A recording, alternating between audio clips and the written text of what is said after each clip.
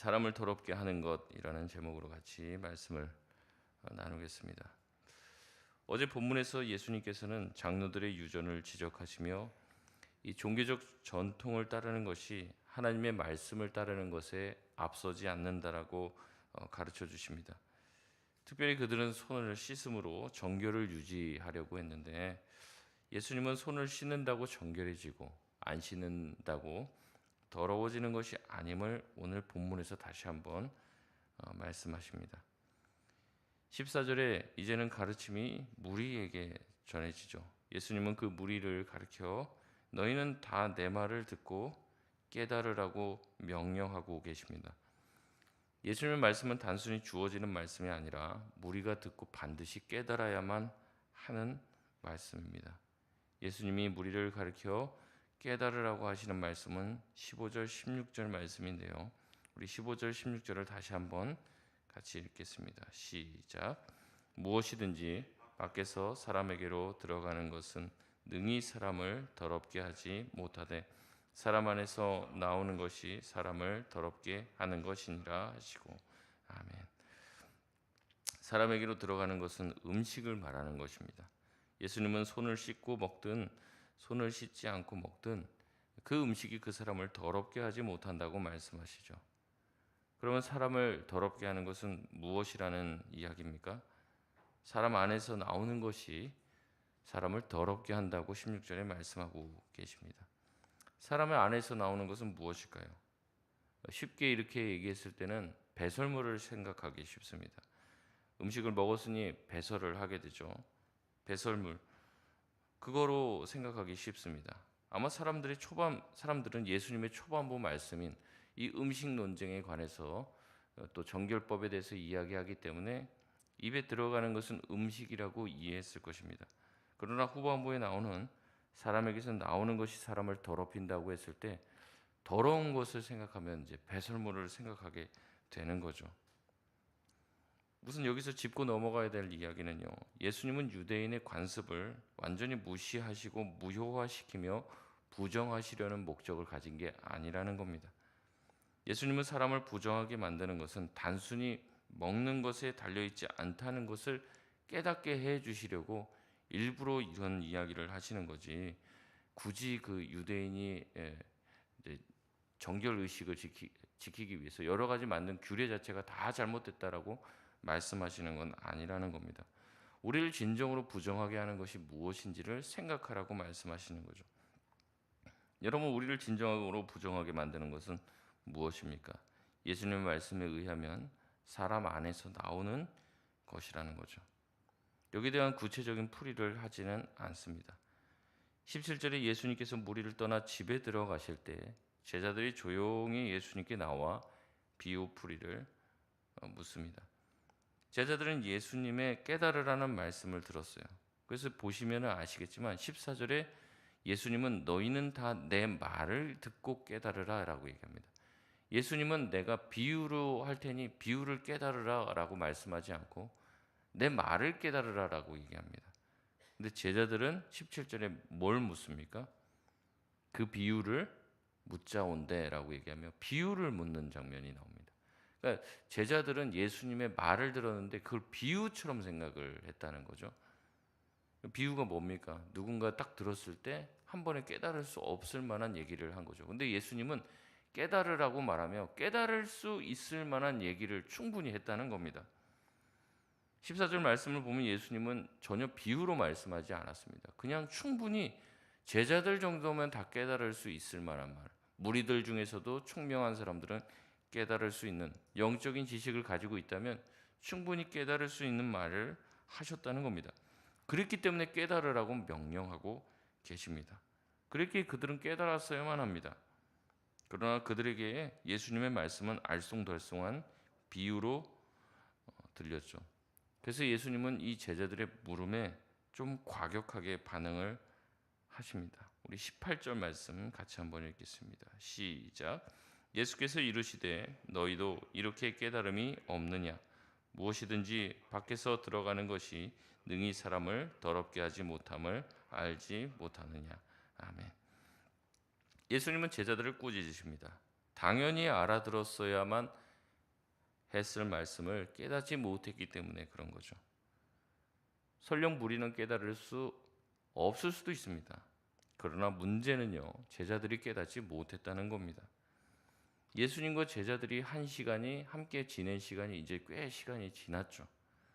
심지어는 제자들은 예수님께 파송을 받아 귀신도 내쫓고 병도 고치고 희한한 능력까지 행사하는 파송의 시간을 경험했습니다. 그리고 예수님과 함께 있으면서 수많은 기적과 영적 세계를 경험했습니다. 그럼에도 정과 부정에 대해서 예수님이 하신 말씀의 의미를 깨닫지 못하고 있을 때 예수님은 답답한 것이죠. 지금 계속 이어지는 이야기들이 이 정과 부정에 대한 이야기입니다. 정과 부정. 어떤 게 정결한 거냐? 어떤 방식으로 부정이 있느냐? 어떤 방식으로 부정이 정결하게 되느냐? 요 과정을 계속 지금 마가복음에서 말하고 있습니다. 보통 종교 지도자들은 어떻게 생각했습니까? 부정한 것에 접촉하면 부정이 옮아와서 부정 탄다고 그러죠. 부정이 옮아와서 우리를 부정하게 만든다고 생각을 했습니다.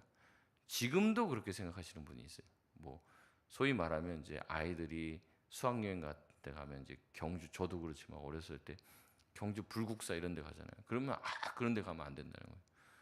부정 타고 막 그런 이제 막 불교 그 기운을 받아온다는 거죠. 말도 안 되는 소리를 하는 경우가 있는 겁니다. 그런 식으로 부정이 우리에게 옮아오지 않아요. 절대. 여러분 보시면 어떻게 하십니까? 예수님이 부정한 데를 만지거나 예수님 부정한 곳으로 가면 부정을 탑니까? 예수님이? 아니죠. 어떻게 됩니까? 부정한 곳이 예수님 때문에 정결케 되는 거예요. 깨끗해지는 거예요. 그 예수님이 저와 여러분과 지금 함께 있는 줄 믿습니다. 우리가 예수님과 함께 동행하는 거예요. 그래서 제가 예전에도 그런 얘기했죠. 자꾸 뭐 일본 선교 가고 그러면 자기는 영적으로 예민해서 이런 곳에 오면은 막 머리가 어지럽고 귀신들이 자기를 달라붙는다고 자꾸 그런 이상한 소리를 하시는 분들이 가끔 있는데 이제 아니라는 거죠. 우리가 예수 그리스도로 충만하면 우리가 닿는 어디, 우리가 밟는 그곳이 다 주님의 땅이 되는 줄 믿습니다. 그거 가지고 두려워하고 막 그렇게 막 떨고 그럴 이유가 없다는 거예요. 이미 제자들은요, 예수님이 수많은 부정과 접촉한 것을 보았습니다. 예수님과 접촉된 부정은 다 어떻게 됐습니까? 정결하게 변했죠.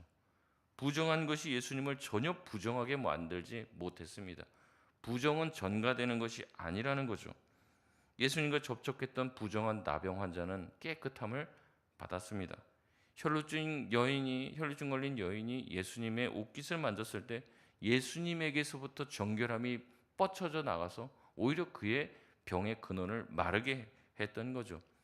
야이로의 딸은 이미 죽어서 시체가 되었습니다. 시체에 접촉한 것은 부정한 것이죠. 하지만 예수님은 그를 잔다라고 말하며 달리다고 하시며 그녀를 일으켜 주셨습니다. 예수님과의 접촉이 일어날 때 오히려 예수님의 정함이 그를 깨끗하게 했습니다. 예수님의 정결함은요, 차원이 다른 정결함이에요. 다른 것을 변화시키는 정결함이에요. 그래서 그리스도인들, 선교사님들이 그 이방 땅 하나님의 복음이 전파되지 않는 그곳에 가서 교회를 세우고 그 선교사님이 걸어가는 발걸음마다 복음이 전파되며 하나님의 나라가 확장되며 정결함이 임하게 되는 거죠. 여러분 선교가 그런 방식입니다. 더러운 곳에 갔다고 부정을 내가 타는 게 아닙니다. 우리 모두의 발걸음이 그런 거예요. 내가 직장에 가면 직장이 나 때문에 변화가 되는 줄 믿습니다. 우리 가정에 아무도 예수를 안 믿어요. 근데 내가 예수를 믿게 되면 나로 인하여 거룩한 파장이 우리 가정 가운데 흘러가게 되는 통로가 되는 것이지, 안 믿는 사람의 부정적인 기운이 나를 누르지를 못한다는 거죠. 이것을 깨달아야 합니다. 여러분 귀로 듣는다고 다 아는 게 아니에요. 가끔 희한한 체험을 했다고 성령에 관해서 자기가 도통하고 체험 몇 가지 했다고 자기가 하나님의 말씀에 대해서 다 안다고 생각하는 경우가 있습니다. 전혀 아닙니다. 오늘 제자들의 모습을 보십시오. 제자들이 지금 병도 고쳤어요. 그 전에 어떻게 했습니까? 둘씩 파송을 받아 귀신도 내어쫓고 별별 희한한 것들을 다 했는데 예수님의 말씀을 깨닫습니까? 깨닫지 못합니까? 깨닫지를 못해요. 지금 무슨 말을 하는지를 모른단 말이죠. 뭐가 자신을 더럽게 하는지를 이해하지 못합니다. 배설물인가 이렇게 생각하는 거죠. 근데 그거 아닌 것 같기도 하고 알쏭달쏭하니까 예수님 방금 했던 그 비유, 아까 했던 그 비유, 그 내용은 무슨 말입니까? 예수님 화가 나시는 거예요. 나는 비유로 말하지 않았는데 비유로 알아듣는 거죠. 여러분, 말씀을 듣는다고 다 듣는 게 아니라고 말씀드렸습니다. 말씀을 듣고 깨달으실 수 있는 저와 여러분 되시길 바랍니다. 예수님은 그들을 꾸짖고 말씀을 설명해 주십니다. 먼저는 무엇이든지 들어가는 음식이 사람을 더럽게 하지 못한다는 것을 정리해서 말씀을 하시죠. 19절에 그들이 오해할까 봐 이렇게 얘기합니다. 음식은 배로 들어갔다가 뒤로 나간다. 그러니 그것은 사람을 더럽히지 못한다고 말씀하시며, 예수님은 이 뒤로 나가는 그 배설물이 자신을, 그 사람을 더럽히지 않는다고 말씀을 하고 계시죠. 그러면서 무엇이라고 얘기합니까? 19절에 음식은 마음에 들어가지 못하니 그 사람을 더럽히지 못한다 말씀하시며, 문제의 근원이 바로 먹는 것이 아닌 마음에 있음을 언급하고 계십니다. 그러면서 20절에서 앞서 말씀하셨듯이 사람에게서 나오는 것이 사람을 더럽게 한다고 하시며, 사람에게 나오는 것이 무엇인지 설명하고 계시는데 21절, 22절의 말씀입니다. 우리 같이 한번 읽겠습니다. 시작.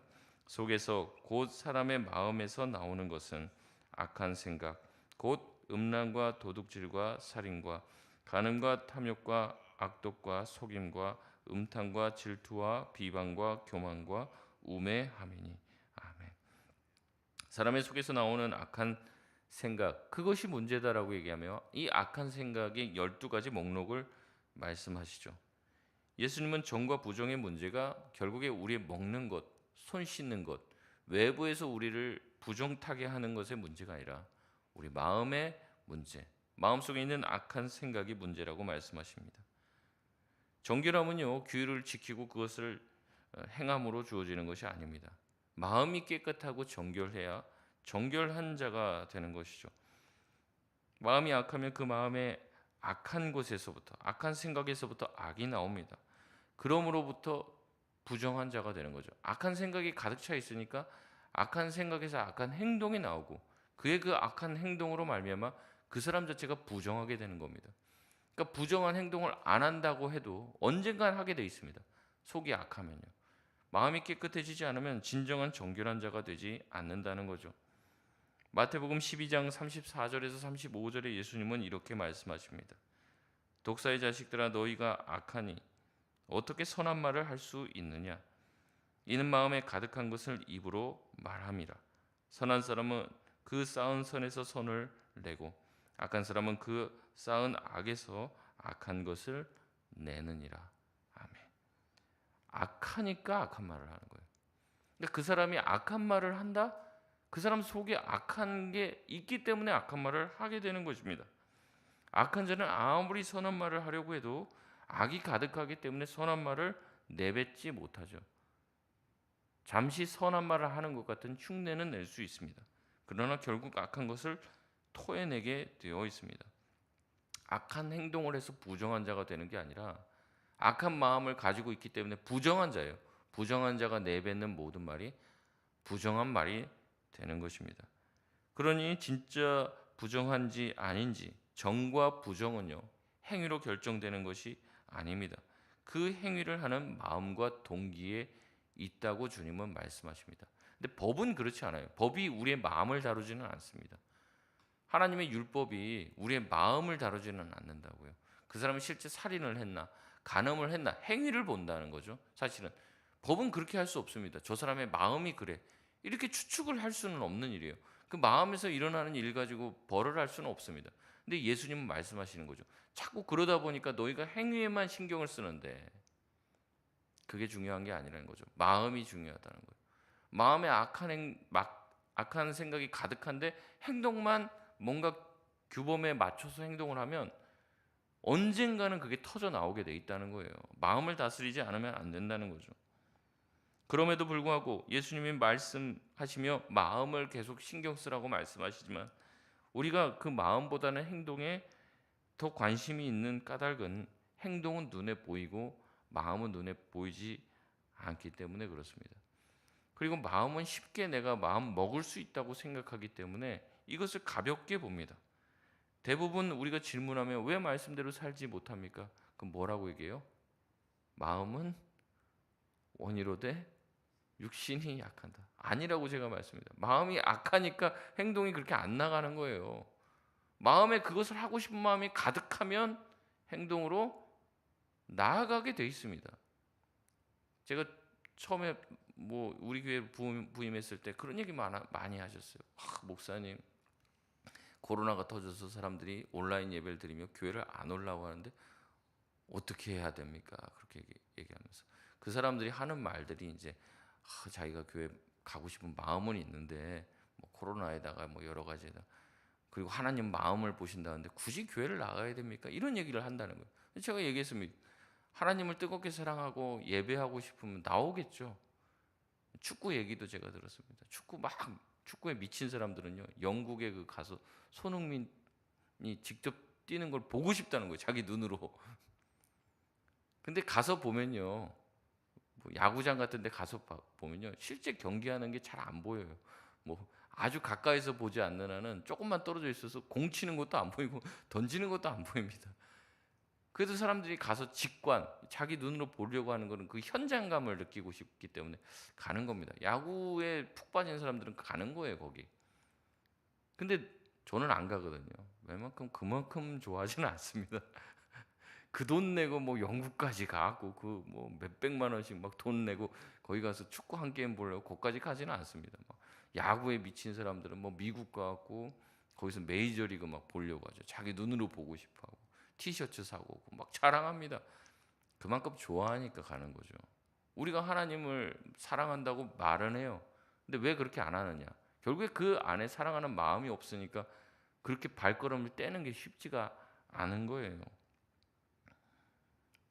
그렇기 때문에 마음이 더 중요합니다. 마음이 하나님으로 가득 차고 마음이 정말 주님을 사랑하는 마음으로 가득 차 있으면 새벽에 나오는 줄 믿습니다. 그만큼 갈급한 게 있으면 또 나오게 되어 있어요. 근데 그게 없으니까 안 나오는 겁니다. 그러니까 뭐라고 나오라 마라 할 이유도 없어요. 마음에 정말 하나님을 뜨겁게 사랑하고 기도해야 될 이유가 있으면 나오게 되기 때문에 그런 거죠. 별로 그런 문제가 없으니까 별로 그렇게 하나님께 기도할 마음이나 그런 것들이 없으니까 안 나오게 되는 거죠. 여러분 주일 성수도 마찬가지입니다. 주일 성수 주일날 교회 빼먹지 않고 나오는 거 중요한 일이지만 더 깊이 들어가면 주일날 안 빼먹는 것보다 더 중요한 게 뭐냐면 한 주 동안 그 사람이 하나님의 말씀을 따라 살았는지가 더 중요합니다. 그것이 없이 그냥 일주일 내내 지 맘대로 살다가 주일날만 교회 나왔어요. 그래서 예배하고 하나님 죄송합니다. 앞으로 잘 살게요 하고 간 게 무슨 의미가 있습니까? 가서 또 일주일 내내 자기 마음대로 산다는데. 그럼에도 불구하고 교회에서는 주일 나왔는지 출석 체크만 하는 거죠. 그러니까 그게 중요하게 되는 거예요, 자꾸. 아이들을 바라보면서도 마찬가지입니다. 매주 교회 오는 것만 바라봐요. 근데 그거 하나도 중요하지 않습니다. 그 애가 예수를 안 믿는 게 중요하죠. 예수를 믿어야죠. 예수를 믿으면 나오지 말라 해도 나옵니다. 안 믿으니까 끌려 나오는 거예요. 근데 애들이 머리 조금 크면 어떡합니까? 안 나오는 거예요. 그럼 그동안 교회를 왜 나왔냐? 엄마 때문에 나오고 아빠 때문에 나온 겁니다. 그동안 그의 마음에 대해서 신경을 못 쓴 거죠. 신앙에 대해서는 신경 못 쓴 거예요. 교회 매주 안 빠지니까 믿는 줄 착각한 겁니다. 그래서 시간 다 보내는 거죠. 교회 와서 예배 참석하는 것 물론 의미가 있다고 할 수도 있지만 진정한 의미는 여기 와서 하나님에 대해서 듣고 예수님에 대해서 알려고 나와서 하나님께 예배하는 것이죠. 중요한 것은 마음입니다. 여러분 예배 시간에 지각하지 마라, 졸지 마라, 이런 얘기 할 필요도 없어요. 저도 얘기도 안 하지만 할 필요도 없어요. 왜냐하면 그 사람이 하나님을 뜨겁게 사랑하면 지각하겠습니까? 하나님께 예배하려고 하는데 예배하고 싶은 마음이 가득한데 졸겠습니까? 그 말씀이 너무나도 나한테 귀한데 근데 그게 자기 마음에서 멀리 떠나 있기 때문에 그렇게 안 되는 거예요. 근데 자꾸 행위만 고치려고 합니다. 행동만. 늦지 마, 졸지 마. 그게 딱 율법주의자들이 하는 그런 방식이라는 거죠. 중요한 것은 마음입니다. 종교적인 틀을 유지하고 있다고 마음이 생기는 게 아니죠. 진짜 믿음을 생기는 데 관심을 가져야 합니다. 예수님을 제대로 믿게 되면 예배가 달라지게 됩니다. 바로 믿으면 다 모든 것이 자연스럽게 되는 거예요. 제가 은혜를 받아보니까 알겠더라고요. 제가 학교 채플 드릴 때 믿지 잘 이렇게 믿음이 충만하지 않을 때 뒤에 앉아갖고 스포츠 신문 봤습니다. 예, 채플 예배 드리는데 뒤에 앉아갖고. 근데 제가 뭐 신학교를 갈 정도의 믿음이었어요. 근데 그 뭐 예배 드리는 게 너무 형식적이고 저한테 안 와닿는 거죠. 그러니까 뒷자리에 앉아서 예배 딱 끝나면 빨리 가서 밥을 먹어야 됩니다. 안 그러면 줄을 서고 엄청 먹어야 되니까 빨리 밥 먹고 조금이라도 쉬려면 빨리 나가고 그냥 1번으로 밥 먹고 나가니까 뒤에 앉아갖고 이제 있다가 아유 또 오늘 목사님 또 이제 뭐 아유 또 했던 말 또 하고 저러네 이런 방식이었어요. 늘 예배 드리는 게. 근데 제가 은혜 받으니까 안 시켜도 항상 맨 앞자리 가서 예배 드리고 무슨 설교했는지 기억도 안 납니다. 예배 자체를 드릴 수 있다는 것 자체가 너무 감사해서 늘 울면서 예배 드렸어요. 찬송 하나하나의 가사 하나가 다 나를 위해서 하나님이 하시는 말씀처럼 들리면서 예배. 누가 저한테 시켰습니까? 안 시켜도 자동이에요. 틈만 나면 학교 공강 시간 잠깐 비면요 학교 채플실 가서 1시간씩 기도하고 또 수업 들으러 가고 누가 안 시켜도 그렇게 한단 말이죠. 은혜 받으면. 근데 그것을 강제하는 순간 어떻게 됩니까? 형식적인 종교인만 될 뿐이에요. 그냥 자기 의만 쌓는 거죠. 그럼에도 우리는 어떻게 해야 될지 방법을 모르니 자꾸 잔소리하고 행동만 고치려고 합니다. 그렇게 하다 보면 어떻게든 될 줄 아는데 몸만 교회에 나와서 무슨 소용이 있겠냐는 거예요. 몸만 나와서. 그러니까 우린 기도해야 됩니다. 우리의 자녀들, 우리의 가족들 몸만 여기 있지 않게 하여 주옵소서. 진짜 예수님을 만나게 해달라. 여러분 우리의 마음이 악하다고 했죠. 우리가 다 악합니다. 근데 우리 성경의 말씀에 보면은 이 악한 마음이 어떻게 변화될 수 있습니까? 어떻게 변화돼요? 악하고 더러운 생각들, 부정한 것들이 어떻게 변화됩니까? 예수님이 만져주면 변화되는 거예요. 예수님이 저와 여러분의 마음을 만져주시길 바랍니다. 예수님의 손길이 닿기만 하면 그의 마음의 모든 부정함이 사라지게 되는 거예요. 그의 마음의 모든 의심이 거쳐집니다. 그의 마음의 모든 부정한 생각들이 벗어나고 달라지고 깨끗한 마음, 정결한 마음, 하나님을 사랑하는 마음으로 가득하게 됩니다. 나병 환자의 그 피부처럼 문드러져 버린 더러운 냄새나는 부패한 우리의 마음도 주님의 손길이 닿을 때 변화될 줄 믿습니다. 말씀을 맺겠습니다. 우리의 마음은 어떻습니까? 우리의 기도의 동기는 무엇입니까? 우리의 영혼 깊숙한 곳에서 내가 바라는 것 무엇입니까? 악한 마음을 품고 있으면서 예배했다면 그것은 가인의 예배밖에 되지 않아요. 동생을 미워하고 죽이려는 마음을 품고 예배하는 그 예배를 주님은 받으시지 않습니다. 누군가가 나를 더럽게 하는 것이 아니에요. 누군가가 나를 찌르기 때문에 내 마음에 악한 생각이 드는 게 아닙니다. 결국에 나의 악한 생각이 나를 더럽힐 뿐입니다. 주님 오늘도 내 마음을 만져주시고 변화시켜 주시옵소서. 주님의 옷자락의 은혜를 받기만 하면 나의 마음도 깨끗해질 줄 믿습니다. 그렇게 주님 앞에 나아가 주님 우리의 마음을 정결케 해달라는 기도를 통하여 우리의 마음이 새로워질 수 있는 저와 여러분 되시길 바랍니다.